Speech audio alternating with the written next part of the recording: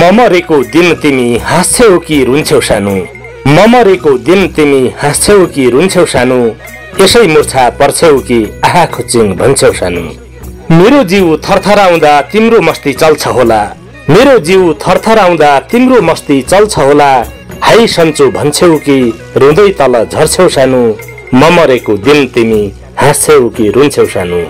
जम्मा होलान् आफन्तहरू चिच्याउँदै रोलिन् छोरी, जम्मा होलान् आफन्तहरू चिच्याउँदै रोलिन् छोरी, बितेका पल सम्झिन्छौ कि व्यवस्था नै गर्छौ सानो, ममरेको दिन तिमी हाँस्छौ कि रुन्छौ सानो। छिटो छिटो आउनु तिमी फूल चढाउनु मेरो लासमाथि, छिटो छिटो आउनु तिमी फूल चढाउनु मेरो लासमाथि, ढकमक्क फुल्छौ कि आफै भुइँमा झर्छौ सानो, ममरेको दिन तिमी हाँस्छौ कि रुन्छौ सानो। मलामीको जमघट अनि चिता मेरो जल्दै गर्दा, मलामीको जमघट अनि चिता मेरो जल्दै गर्दा, लामो सास फेर्छौ कि सहारै अभर पर्छौ सानो, ममरेको दिन तिमी हाँस्छौ कि रुन्छौ सानो, यसै मुर्छा पर्छौ कि आहा खुच्चिङ भन्छौ सानो।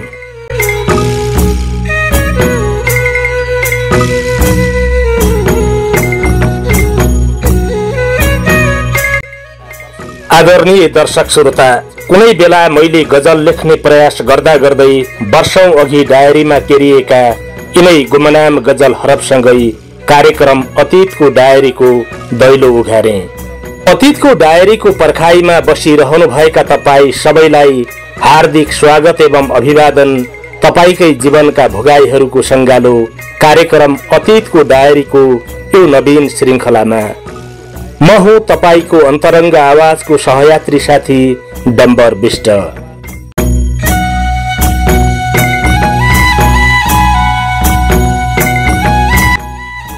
कहीं घाम कहीं छाया, कहीं मिलन कहीं बिछोड, कहीं उकालो कहीं ओह्रालो, कहीं प्रगति कहीं दुर्गति त कहीं हाँसो कहीं आँसु, मानिसको जिन्दगीको रीत हो। कार्यक्रम अतीतको डायरीमा हामी कहिले काहीँ हजार प्रयत्नका बावजुद पनि असफलताको चाङमा पुरिन विवश दुखियाको कथा बोकेर आउँछौं त कहिले काहीँ अप्रत्याशित सफलताले मानिसको जीवनमा भरेको उल्लासको रंग बोकेर आउँछौं। अतीतको डायरीमा कहिले युद्ध जितेर फर्किएका सिपाहीको गौरव गाथा गुन्जिन्छ भने कहिले मानिसलाई नमिठो पराजयले दिएको चोटमा मुटु दुखेर रोएको व्यथा पोखिन्छ। जे होस्, मानिसको जीवनका भोगाईहरू सरल र सोझो हुँदैनन्। उतार चढाव, बाङ्गो टिङ्गो र उथल पुथलको आँधी तुफान तय गर्नुपर्छ एक थान मानिसको जीवनले। यिनै उथल पुथल भित्र केरिन्छन् जीवनका कथाहरू र बन्छन् अलिखित दस्तावेजहरू। लेख्न छुटाइएका व्यथाहरू, व्यक्त नगरिएका भोगाईहरू र कतै डायरीको पानामा टिपोट गरिएका कथाहरूको त्रिवेणी हो कार्यक्रम अतीतको डायरी।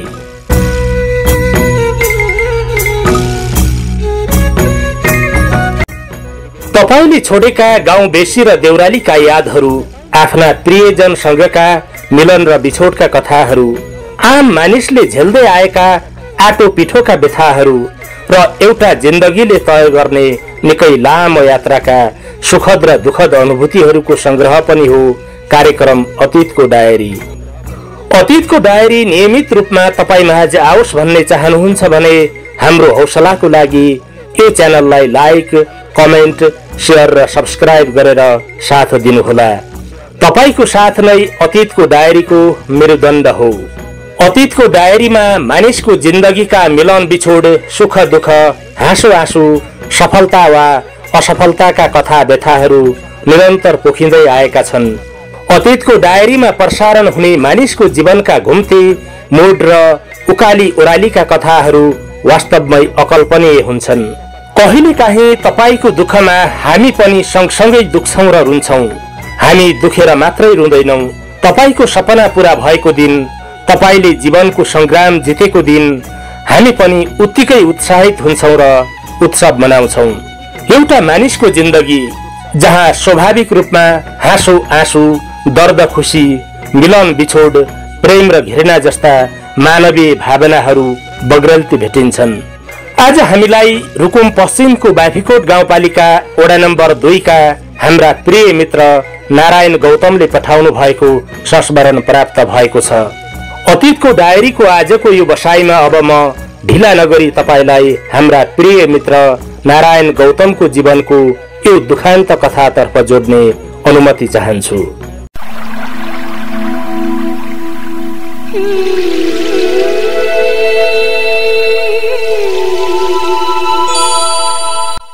सानैदेखि अहिलेसम्म बितेको जिन्दगीलाई पछाडि फर्किएर हेर्दा कहिलेकाहीँ स्मृतिका पानाहरू पल्टाएर हेर्दा मानिसको जिन्दगी पत्रे चट्टान झैं पाना पाना गरी बितेको हुँदो रहेछ।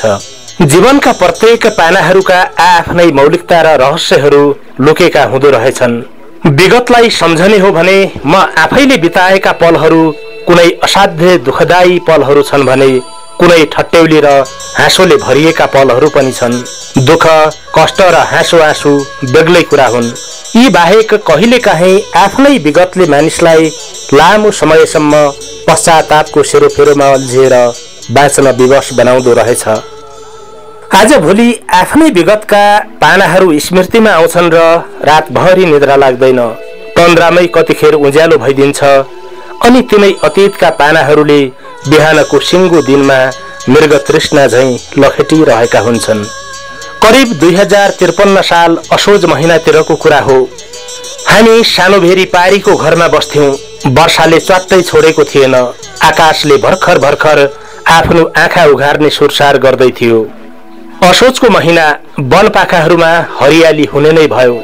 जताततै घाँसै घाँसका हरिया बुट्टाहरू, पहाडको हरियाली, जताततै झुम्म परेको औधी रमाइलो थियो। मकै भाँचेर नल्ठा काट्ने काम भर्खरै सकिएको थियो। बारीबाट ल्याएका मकै, काँक्रो, सिमी र फर्सीहरू घरभरि छरिएका थिए। राम्रोसँग त्यसको व्यवस्थापन गर्न भ्याइएको थिएन। एक दिन बाबाले मलाई बिहानै उठाएर आरणे दाईको घरमा गएर फराई बनाउन र केही कोदालीहरू तिखारेर ल्याउन भन्दै आरनतिर पठाउनु भयो। म पनि बुवाको आज्ञा पालन गर्दै सरासर आरनतिर गएर आरनमा पुगेर ती सामानहरू त्यही छाडेर घर फर्कनको लागि ओह्रालो लागिरहेको थिएँ। अनि तल पुगेपछि बाटोमा मेरो एउटी युवतीसँग भेट भयो। हुन त उनी छिमेकी गाउँकै युवती थिइन्, तर पनि त्यो दिन मेरो आँखाले उनलाई अलि बेग्लै देख्यो। कालो लामो कपाल, मृगका जस्तै चञ्चल आँखा, होसियारीपूर्वक शिकार खोज्न हिँडेकी बघिनी जस्तै लचकदार हृदय र पूर्णिमाको रातमा चम्किएको चम्किलो चन्द्रमा झैं अनुहार। हिउँदमा हिउँ परेपछि टल्किएका हिमाल जस्तै मोतीका दानाहरू खुलाएर मेरो स्वागतमा मुस्कुराएको उनको त्यो मुस्कानले मलाई मोहित बनायो। म पनि भर्खर भर्खर 17-18 वर्षको नौजवान थिएँ। त्यो उमेरमा गुलाबी याममा उसै पनि ससाना भावनाहरूले मानिसको मनको बगैँचामा आँधी हुरी चलाइदिन्छन्। हाम्रो बाटोमै जम्का भेट भयो। उनी मुसुक्क मुस्कुराइन्। उनको मुस्कानको तीरले मेरो हृदयको भित्री पत्र छोएर गयो। त्यतिन्जेल मेरो मन आफ्नो नियन्त्रण भन्दा बाहिर गइसकेको थियो। हामी दुवैजना एक अर्कालाई हेरेको हेरै भयौं। मेरो मुटुको चाल बढिरहेको थियो। शरीरका रक्त नशा शिरा र धमनीहरूमा तीव्र गतिमा रगतले वारपार गरिरहेको थियो। उनको मुस्कानको तीरले म घायल बनिसकेको थिएँ। मेरा हात गोडा लल्याक लुलुक गलेका थिए। मैले उनलाई बोलाउने हिम्मत गर्न सकिन। केटी मान्छेको लजालु जात, सायद उनले पनि मलाई बोलाउने हिम्मत गरिनन्। मलाई सृष्टिको नियम कहीँ कतै असन्तुलित भए झैं, पृथ्वी र सिङ्गो ब्रह्माण्डको गति टक्क रोकिए झैं लाग्यो। एकान्तको त्यो वातावरण आँधी चल्नु अघि छाएको सन्नाटा झैं नितान्त सुनसान थियो र हामी दुवै मौन थियौं। केही छिनको हेराहेर पछि हामी आफ्नो बाटो लाग्यौं। त्यहाँबाट उनको काकीको घर नजिकै थियो। उनी आफ्नो काकीको घरतिर लागिन् भने म पनि आफ्नो घरतिर लागेँ। उनीसँग छुट्टिएपछि मेरो मनमा उनीप्रतिका विचार, भावना र आकर्षणहरू आँधीको बेग जस्तै आउने जाने गरिरहे। मनमनै गुनगुनाउन थाले। गहिरियो मन नाप्नै नसकिने, आकाशियो मन छुनै नसकिने, के चीज हो यो, कसको हो खेल, रोकेर राख्न नसकिने रहेछ मनको उर्लिँदो भेल। बाटोभरि उनकै सम्झना, माया र उनीप्रतिको तृष्णाले मलाई खेदिरहेको थियो। घर पुगे, दिनभरि घरको काम गरे। साँझ पर्यो, खाना खाएर ओछ्यानमा पल्टिए। तर मलाई उनको सम्झनाले खेद्न र मुस्कानले लखट्न छाडेन। उठ्दा बस्दा खाँदा हिँड्दा काम गर्दा जतिखेर पनि उनकै सम्झना सिवाय मसँग केही पनि थिएन। म उनीप्रतिको एक होरो आसक्तिमा परिसकेको थिएँ।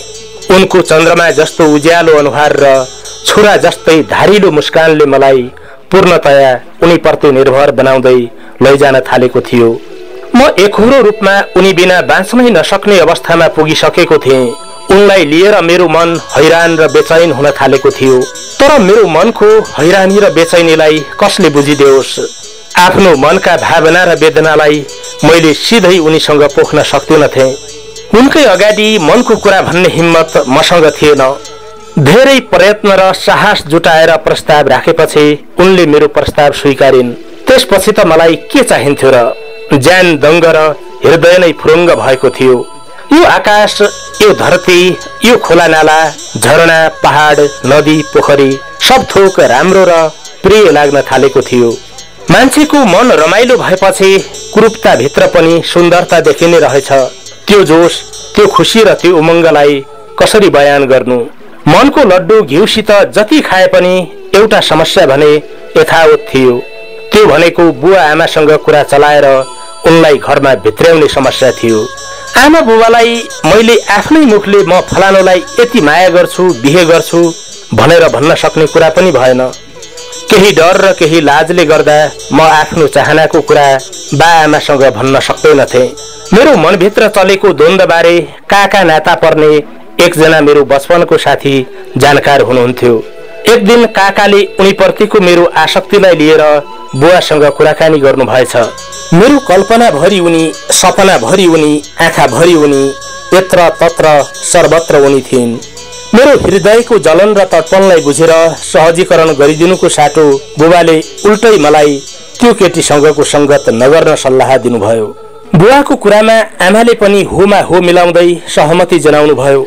आफ्नो जीवनको पहिलो प्रेम, जीवनको एउटा मिठो सपना र प्रेम प्राप्तिको मेरो उत्कट चाहना म सजिलै त्याग्न तयार थिइन।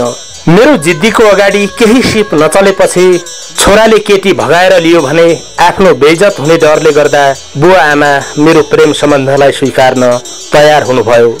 गाउँघरको चालचलन र रीतिथिति अनुसार उनलाई बेहुली बनाएर घरमा अन्माइयो। अब मेरो जीवनको एउटा ठूलो सपना पूरा भएको थियो। हामी निकै खुसी थियौं। हाम्रो दुई मुटु एक हुने, सँगै जिउने र सँगै मर्ने संकल्पले सामाजिक र कानूनी रूपमा वैधता पाएको थियो।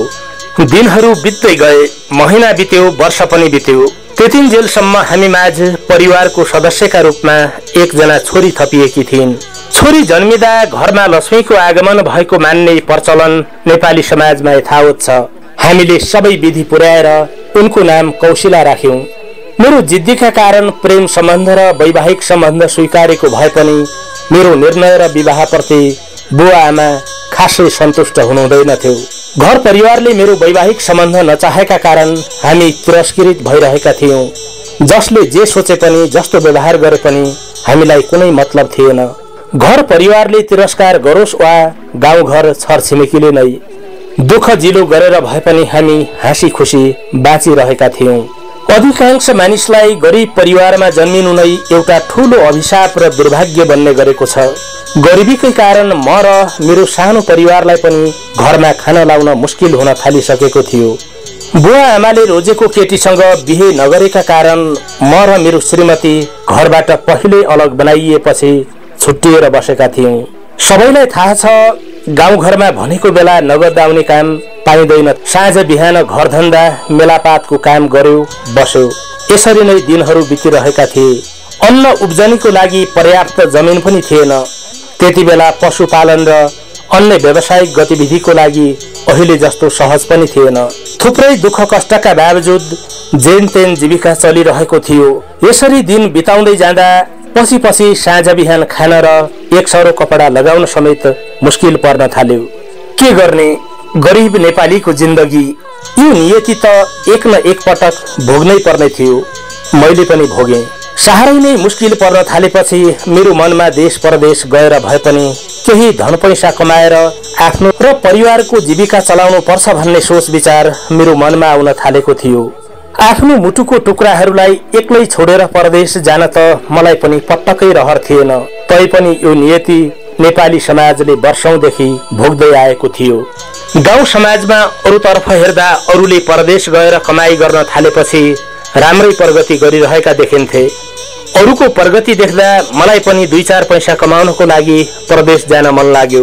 मैले यो कुरा परिवारलाई जानकारी गराएँ। त्यति बेला उनले साग सिस्नो खाएर भए पनि बाँचिन्छ, यतै बसेर केही इलम खोजेर बस्ने सुझाव दिइन्। जे जसो भने पनि मेरो लागि त्यति बेला गाउँघरमै कुनै पेशा व्यवसाय वा इलम गरेर बस्न सक्ने अवस्था थिएन। त्यसकारण उनले नमान्दै पनि मैले आफ्नो परदेश जाने निर्णयमा अडान लिइरहेँ। मेरो जिद्दीको अघि उनीहरूको केही लागेन।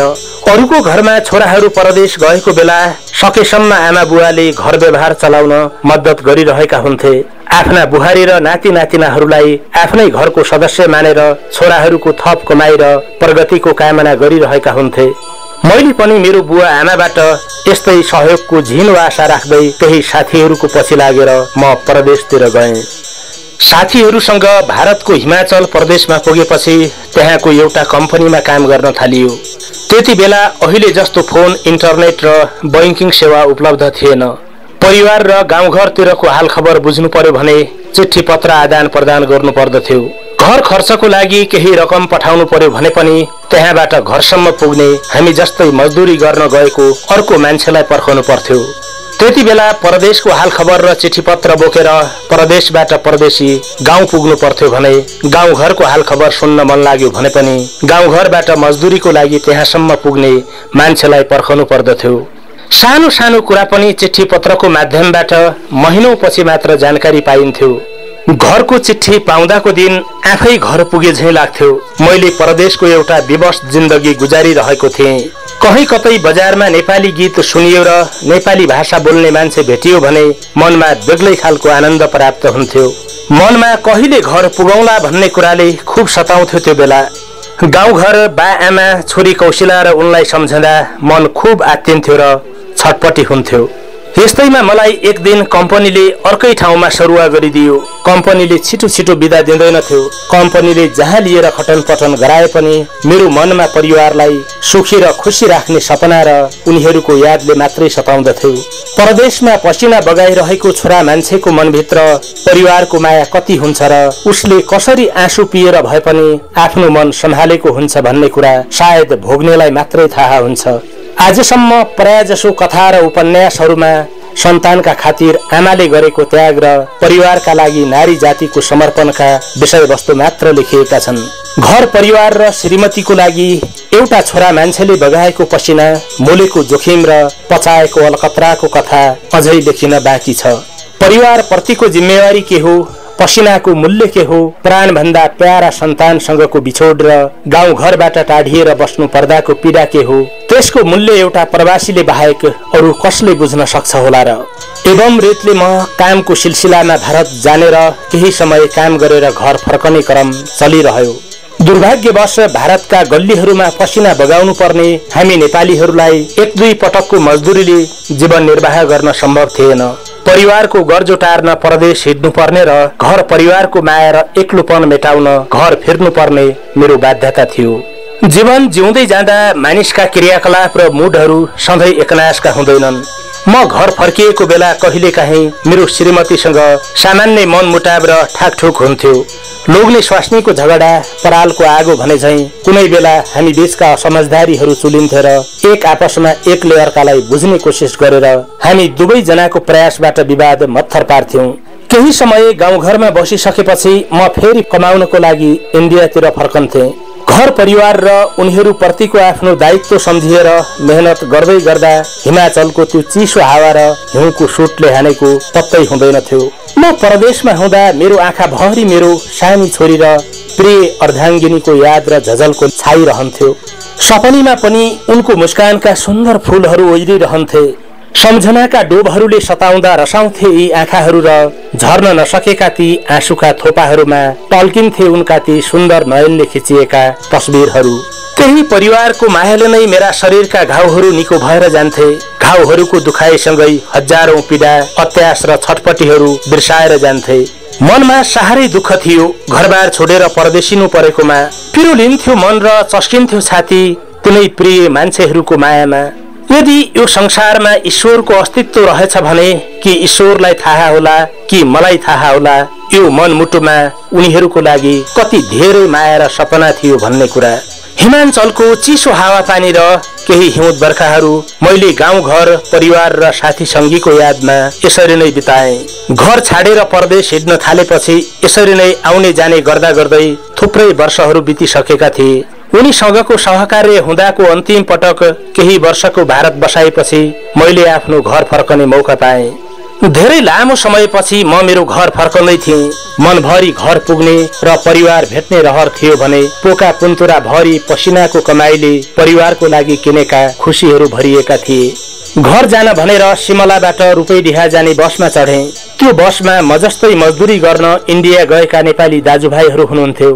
बस बिस्तारै गुड्न थाल्यो। त्यसपछि बसले आफ्नो वेग बढाउँदै लग्यो। त्यो बसमा चढेका अरू नेपालीहरू आफ्ना साथीहरूसँग तिता मिठा कुरा गरिरहेका थिए। म भने मनमा घर पुग्ने हतारोसँगै मनमा अनेक कुरा खेलाएर एक्लै चुपचाप आफ्नो सिटमा बसिरहेँ। गाडी गुडिरह्यो, त्योसँगै मेरो मन पनि बतासको वेगमा उत्तिकै उडिरह्यो। गाडी चढेको पर्सिपल्ट नेपालगञ्ज पुगियो। नेपालगञ्जको चर्को गर्मी, उसैमाथि लामखुट्टेको टोकाई खपि नसक्नु थियो। गाडीको लामो यात्राका कारण जिउ थाकेको भए पनि लामखुट्टेको टोकाइका कारण उति मिठो निद्रा लागेन। उल्ट्याङ पल्ट्याङ गर्दै अर्ध निद्रामा मच्छर धपाउँदै त्यो रात मैले नेपालगञ्जकै एउटा होटेलमा बिताएँ र भोलिपल्ट बिहानै रुकुमतर्फ जाने पहिलो बसमा चढियो। रुकुमतर्फ जाने गाडीमा मेरा गाउँले मान्छेहरूसँग मेरो भेट भयो। मेरा गाउँलेहरूसँग मैले घरतिरको हाल खबर सोधेँ। उनीहरूसँग केही समय सामान्य कुराकानी पनि गरेँ। बस आफ्नै गतिमा बेगले कुदिरहेको थियो भने सुरिलो भाकामा गीत पनि बजिरहेको थियो। कतै गाडीको यात्रा त कतै पैदल हिँडेर म मेरो घरमा पुगेँ। घरमा पुग्दा आमा बुवा, जहान परिवार, गाउँले इष्टमित्र, छरछिमेक सबै जम्मा भएर भलाकुसारी गरिरहनु भएको थियो। मैले पनि गाउँघरमा सबै आफन्तहरूसँग भेटघाट गरेँ। मलाई धेरै समयपछि भेटेको भएर होला छोरीले मलाई निकै पछ्याउँथिन्। एकछिन पनि एक्लै छोड्न मान्दैनथिन्। म जहाँ जाँदा पनि छोरीलाई सँगै लिनु पर्थ्यो। घरमा म हाँसी खुसी बसिरहेको थिएँ। एक दिन मेरो श्रीमती छोरीलाई लिएर माइती गएकी थिइन्। त्यसको भोलिपल्ट बिहानको झिसमिसेमै मेरो नजिकैको साइनो पर्ने एकजना आफन्त महिला मेरो घरमा आउनुभयो। कारणवश मैले यहाँ ती आफन्त महिलाको नाम र साइनो खुलाउन सकिन। उहाँले एका बिहानै मेरो श्रीमतीका विरुद्ध कैयौं नकारात्मक कुराहरू गर्न थाल्नुभयो। उहाँको कुरा सुन्दा म छाँगाबाट खसे झैं भएँ। मैले मेरो जीवनमा सबैभन्दा बढी विश्वास गरेको मेरो श्रीमतीका बारेमा उहाँले जे कुरा सुनाइरहनु भएको थियो ती कुराहरू मेरो लागि सामान्य कुरा थिएनन्। उहाँको कुरा सुन्दै गर्दा मलाई अचानक सिंहै आकाश मेरो टाउकोमा खसेको भान भइरहेको थियो। म नराम्रोसँग रन्थनिएर मूर्छा परेँ। हिजोसम्म रङ्गी चङ्गी भएको मेरो जीवनमा उहाँको कुराले गर्दा कालो धब्बा पोतिँदै गएको थियो। जे भइरहेको थियो त्यहाँ ठिक भइरहेको थिएन। मैले जे सुनेको थिएँ त्यो एउटा ठूलो अनर्थ थियो। ती आफन्त महिलाको अनुसार मेरो श्रीमतीबाट मेरो विश्वासमाथि यतिसम्मको भद्दा मजाक भएछ कि त्यसको कुनै सीमा थिएन। मैले मेरो श्रीमतीले मेरो विश्वासमाथि यत्रो खेलवाड गर्न सक्लिन् भन्ने कुरा कहिल्यै पनि कल्पना गरेको थिइन। कि माया नलगाउनु र आफ्नो नबनाउनु, माया लगाइसकेपछि र आफ्नो बनाइसकेपछि छोरा मान्छेको प्रतिष्ठा र स्वाभिमानमाथि यसरी हिलो छाप्ने हरकत कसैले पनि नगरोस्। मलाई माफ गर्नुहोला। मेरो श्रीमतीका हरकत बारे ती महिलाले मलाई जुन कुरा सुनाउनु भयो ती कुराहरू मैले त्यो संस्मरणमा मुखै फोडेर लेख्न र सुनाउन सकिन। एउटा स्वाभिमानको जगमा उठेर स्वतन्त्रतापूर्वक आफ्नो जीवन बाँचिरहेको छोरा मान्छेले सोच्नै नसकिने कुराहरू मलाई ती आफन्त महिलाले सुनाइरहनु भएको थियो। एकदमै नजिकको साइनो पर्ने आफन्त महिलाले सुनाएका कुराहरू विश्वास नगरिरहन सकिएन। मैले उहाँका सबै कुराहरूमा विश्वास गरेँ। आफूले त्यत्रो विश्वास गरेको मेरी अर्धाङ्गिनीबाट समेत मेरो अस्तित्वमाथि प्रहार भएको कुराले मेरो मन असाध्यै पिरोलियो। मन मात्र पिरोलिएको थिएन, म आफूलाई नितान्त एक्लो र खल्लो महसुस गरिरहेको थिएँ। म आफू जुन स्थानमा उभिएको थिएँ त्यो स्थान यो पृथ्वीको हिस्सा नभएर कुनै नर्कको अंश भए झैं लागिरहेको थियो। ती महिलाको कुराले मलाई पागल बनाइसकेको थियो। मेरो आँखामा आवेग, आक्रोश र पीडाको पट्टी बाँधिएको थियो। मनभित्र पीडाको छाल उर्लिएको थियो। आक्रोशको ज्वालामुखी फुटेको थियो र यो सिङ्गो दुनियाँ निरस, एक्लो र खल्लो लागिरहेको थियो। मानिसको मस्तिष्कमा पैदा हुने यस्ता हजारौं ज्वर भाटा, पीडा, आक्रोश र बदला भावलाई निकै ठूलो ताकतले दबाए। मैले मेरो श्रीमतीसँग स्पष्टीकरण लिन आवश्यक नै ठानिन र मनै मनले एउटा कठोर निर्णय गरे, जुन निर्णय मेरो जीवनको सबैभन्दा ठूलो र भयानक दुर्घटना थियो। दिउँसो उनी छोरीलाई लिएर माइतबाट घरमा आइन्। म नराम्रोसँग टुटिसकेको थिएँ। मेरो उनीप्रतिका सबै विश्वासहरू भत्किएका थिए। मैले उनलाई सिधा आँखाले हेर्न समेत सकिन। आवेग र आक्रोशको ज्वालामा परेर म दनदनी बलिरहेको थिएँ। मैले उनलाई फेरि थप कुरा सोधेर बलिरहेको आगोमा घिउ थप्न चाहिन र म आफ्नै तरिकाले एकहोरो अनुसन्धानतर्फ मात्रै केन्द्रित भएँ। मैले जे गरेँ त्यो सबै फास्ट ट्र्याकबाट तुरुन्तै गरेर मेरो अन्तिम निर्णय उनलाई सुनाएँ। म यतिसम्म कठोर बनिसकेको थिएँ कि उनलाई मेरो निर्णय मान्नै पर्ने बाध्यता भयो। जलन, छटपटी र औडाहाले ग्रस्त भएको मैले उनलाई मेरो जिन्दगीदेखि टाढा रहन आदेश दिएँ। मलाई आफ्नै भनिनीहरूले सुनाएको कुराले जलाएर खरानी बनाइसकेको थियो। मेरो मस्तिष्कमा मेरै अभिभावक भनिनीहरूले घोलिदिएको अविश्वासको जहर मलाई सुधार्न नसक्ने गरी नराम्रोसँग फैलिएको थियो। मेरो त्यो आवेगले उनको र मेरो आफ्नै जीवनसँग ठूलो खेलबाड गरिरहेको थियो। उनी त मलाई भनिरहेकी थिइन् र सम्झाइरहेकी थिइन् कि यो सबै कुरा गलत र झुटो छ भनेर। उनको निर्दोष आँखाबाट निरन्तर आँसु झरिरहेको थियो। उनले यो पापी र अधर्मी समाजलाई गाली गरिरहेकी थिइन् र श्राप दिइरहेकी थिइन्। म अहिले पनि त्यो बेलाको उनको निर्दोष आँखाहरूले आफ्नो कुरा बुझिदिन गरेको अपिल र अनुनय विनय अहिले पनि सम्झिरहन्छु। म मेरै अभिभावक भनिनीहरूले मेरो मस्तिष्कमा घोलिदिएको जहरका कारण पूर्ण रूपमा अन्धो भएको थिएँ। मेरो दृष्टिले केही देखिरहेको थिएन। मेरो आँखामा भ्रमको पट्टी बाक्लो गरी बाँधिएको थियो। उनले सँगै मर्ने सँगै बाँच्ने कसम खाएको, अग्निलाई साक्षी राखेर सात फेरा लगाएको श्रीमानले आफ्नो कुरा कतै सुनिदिन्छ कि कतै बुझिदिन्छ कि भनेर अलाप विलाप गरिरहेकी थिइन्। त्यतिखेर मैले उनको कुनै पनि कुरा सुन्न र बुझ्न जरुरी ठानिन। अहिले पनि त्यो दिन यदाकदा छोरी कराइरहेको याद आउँछ। बाँकी त्यो दिन के भइरहेको थियो केही याद थिएन। उनी मलाई सम्झाउन खोज्दै थिइन्, आफ्नो मनको व्यथा पोख्न खोज्दै थिइन् र भनिरहेकी थिइन् मेरै घरमा राक्षसको बास छ भनेर। उनी त्यो दिन निकै रोइन्, कराइन्, छटपटाइन् र अलाप विलाप गरिन्। तर मैले उनको कुरा सुन्ने, बुझ्ने र सत्यको नजिक पुग्ने धैर्यता समेत देखाउन सकिन। अन्तत मैले आफन्तको खोल ओढेर बसेका राक्षसहरू र हाम्रो सुखी र सुन्दर जिन्दगी तहस नहस पार्ने कसम खाएका आफन्त नामका कलङ्कहरूको कुरा सुनेर उनलाई घरबाट गलहत्याएर निकालिदिए। आज म पश्चातापको ठूलो ज्वालामा जलेर दिन प्रतिदिन खरानी भइरहेछु। भौतिक रूपमा जीवित हुनुका बावजुद पनि दिनदिनै मरिरहेको छु। म अहिले पनि त्यो दिन सम्झिरहेको छु। उनी आफ्नै निधार भित्तुमा ठोकिरहेकी थिइन्। आफूलाई नखाएको विष लाग्यो भन्दै आफ्नै हातले पुम्पुरोमा हानिरहेकी थिइन्। दुई मुटु एक भएको जीवन मिलनका 10 वटा वर्षहरू हामीले सँगै बिताइसकेका थियौं। उनले त्यो भन्दा पहिला मेरो त्यत्रो 2 वटा गल्ती हुँदा समेत सजिलै पचाएकी थिइन्। तर मैले सिर्फ एकपटक आफन्त रूपी दुश्मनले उनको बारेमा लगाइदिएका झुठा आरोप सुनेकै भरमा सत्य के हो भन्ने कुरा बुझ्न चाहिने सामान्य धैर्यता समेत देखाउन सकिन। हाम्रो त्यो अभावको जिन्दगीमा मलाई साथ दिएर उनले त्यत्रो वर्ष घर व्यवहार धानेर बसेकी थिइन्। परदेशबाट म फर्किएपछि उनी मेरो आगमनमा कति खुसी थिइन् होला। उनका म प्रतिका कति आशा, भरोसा र विश्वासहरू थिए होलान्। कति मिठा सपना र जीवनका अभिलाषाहरू थिए होलान्। आफन्त नामका शत्रुहरूको कुरा सुनेर मैले उनका सबै आशा, भरोसा, सपना र विश्वासहरू एकैछिनमा चकनाचुर पारिदिएछु। पत्तै भएन। वास्तवमा उनी प्रतिका ती सबै आरोपहरू झुठो र बकवास मात्रै रहेछ। मबाट उनलाई अलग बनाउने एउटा कलाविहीन दुष्ट नाटक रहेछ। म आज एउटा ठूलो पश्चातापको भुङ्ग्रोमा जलिरहेको छु, किनकि म भनेर आफ्नो जन्मघर छोडेर आएकी मेरो अभाव र गरिबीका दिनहरूमा मलाई साथ दिएकी मेरो आफ्नै श्रीमतीको त्याग, समर्पण र योगदानलाई मैले बुझ्न सकिन। आफ्नै भनिने दुष्ट मानिसहरूबाट समेत कसैको जिन्दगीमाथि यत्रो खेलबाड हुँदो रहेछ। कुनै अभिभावकले आफ्नै सन्तानको जिन्दगीमाथि पनि यो स्तरसम्म गिरेर नाटक मञ्चन गर्दो रहेछ। समयले बिस्तारै मेरो आँखामा बाँधिएको भरमको पट्टी त खोलिदियो। आफ्नै भनिनेहरूले खेलेको घिनलाग्दो खेलको पर्दाफास गरिदियो। जब मेरो श्रीमती प्रति मेरो बुझाइ वस्तुगत र सत्यको नजिक पुग्न थाल्यो, जब म उनको बारेमा स्पष्ट हुँदै गएँ, त्यतिन्जेलसम्म धेरै ढिलो भइसकेको थियो। मेरो लागि सब थोक बिग्रिसकेको थियो। जतन गरेर सम्हालेको जिन्दगी र गठन गरेको सानो परिवार विघटन भइसकेको थियो।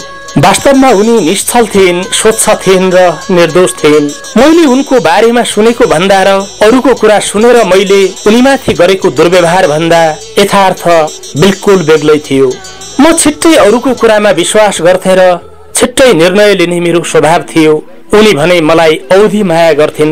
म पनि उनको मायामा अन्धभक्त भएको कुरा उनलाई थाहा थियो। हाम्रो सानी छोरी पनि औधी प्यारी थिइन्। नियतिले मेरो जिन्दगीमाथि मजाक गर्यो। समयले छल्यो र आफन्त भनिनेहरूले मेरो परिवार र मेरो जीवनको खुसियालीमाथि खेलबाड गरिदिए। मसँग छुट्टिएपछि उनी छोरीसँगै बस्न थालेकी थिइन्। आजभोलि कहिलेकाहीँ आफ्नो विगतको त्यो भयानक गल्ती सम्झिँदा छाती पिटी पिटी रुन मन लाग्छ। मैले आजसम्म आफूले आफैलाई अन्जानमा भएको गल्ती सम्झिएर माफी दिन सकेको छैन भने उनीसँग माफी माग्नु त परको कुरा। मैले आजको दिनसम्म आफूलाई उनीसँग माफी माग्न लायकको पात्र समेत ठान्न सकेको छैन। न्याउरी मारी पछुतो भने झैं जब मैले सबै कुरा थाहा पाएँ, त्यसपछि म निकै लामो समयसम्म पश्चातापको भुङ्ग्रोमा जलिरहेँ। आफैभित्र दुखी रहेँ र आफैले आफैलाई धिक्कारी रहेको छु। आज धेरै समय बितिसकेको छ। मेरो आफ्नै दुनिया छ र उनको पनि आफ्नै दुनिया छ। तर कहिले काहीँ बल्झिरहन्छन् ती निको हुन नसकेका हृदयमा लागेका घाउका टाटाहरू र हरेक रातहरूले बारम्बार सम्झाइरहन्छन् विगतको दिनमा मेरो मुटुमा भिजेका तीखा बाणहरू। बिर्सौं भन्दा पनि बिर्सन नसकिने रहेछ जीवनका 10-10 वर्ष सँगै बिताएका अविस्मरणीय क्षणहरू।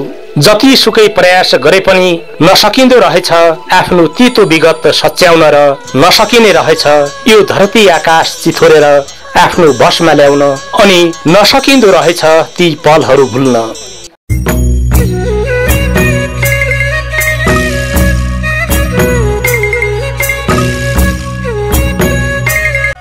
एउटा ठुलो भरोसा थियो त्यही पनि गल्यो आज। एउटा ठुलो भरोसा थियो त्यही पनि गल्यो आज। एक्लै ठिङ्ग उभिएको डाँडाको बर ढल्यो आज। कसलाई आफ्नो भन्नु यहाँ कसको विश्वास गर्नु, कसलाई आफ्नो भन्नु यहाँ कसको विश्वास गर्नु। चोक चौतारी र पँधेरोमा हाम्रै कुरा चल्यो आज। एउटा ठुलो भरोसा थियो त्यही पनि गल्यो आज। सजाउँदा सजाउँदै मिठो सपना जिन्दगीको, सजाउँदा सजाउँदै मिठो सपना जिन्दगीको तिम्रो मेरो बिछोड भयो भाग्यले नै छल्यो आज। एउटा ठुलो भरोसा थियो त्यही पनि गल्यो आज।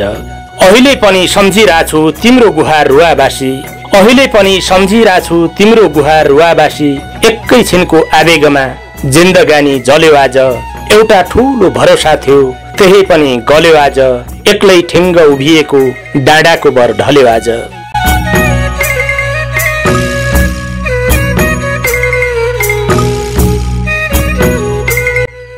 असीमित शुभेच्छा सहित हामीलाई निरन्तर पछ्याउँदै आउनुभएका हाम्रा प्रिय मित्र नारायण गौतमको जीवनको यो दुखान्त कथा पढ्दै जाँदा मैले कैयौं पटक आफूलाई बडो मुस्किलले सम्हालेको छु। उहाँको जीवनको यस्तो दुखदायी र पीडासाध्य कथाले नेपाली समाजको यथार्थ चित्रण गरेको छ।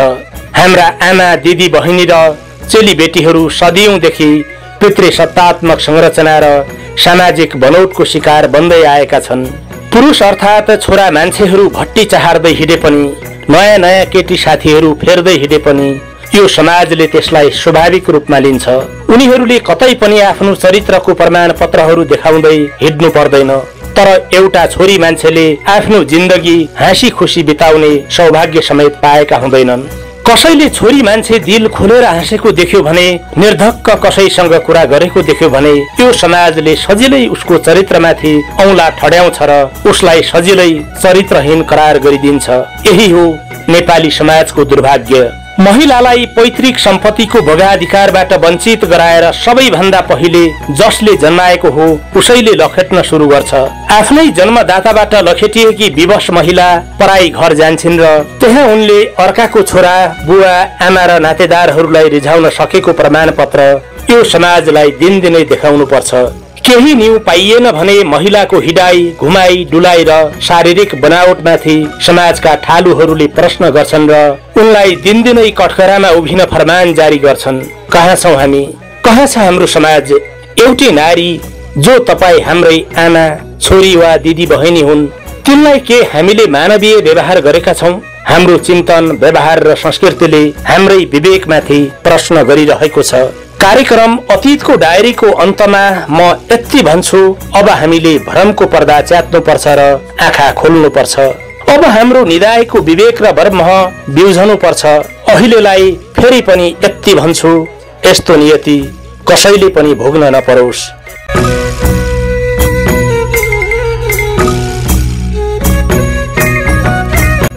कार्यक्रम अतीतको डायरीको आजको श्रृंखला तपाईलाई कस्तो लाग्यो? कृपया आफ्नो प्रतिक्रिया कमेन्ट बक्समा लेख्न नबिर्सनुहोला। तपाईको जीवनका भोगाईहरू, सम्झना र यादहरूलाई तपाई पनि कार्यक्रम अतीतको डायरी मार्फत सार्वजनिक गर्न चाहनुहुन्छ भने आफ्नो संस्मरण वा कथा लेखेर हामीलाई BISTADAMBAR076@gmail.com मा इमेल गर्नुहोला। तपाईले अतीतको डायरी मार्फत सुनाएका कथा र व्यथाहरू तपाईकै जीवनको पुँजी बनेर चिरकालसम्म सुरक्षित रहनेछन्। यतिन्जेलसम्म हामीलाई हेरेर सुनेर दिनुभएको साथको लागि तपाईलाई विशेष धन्यवाद।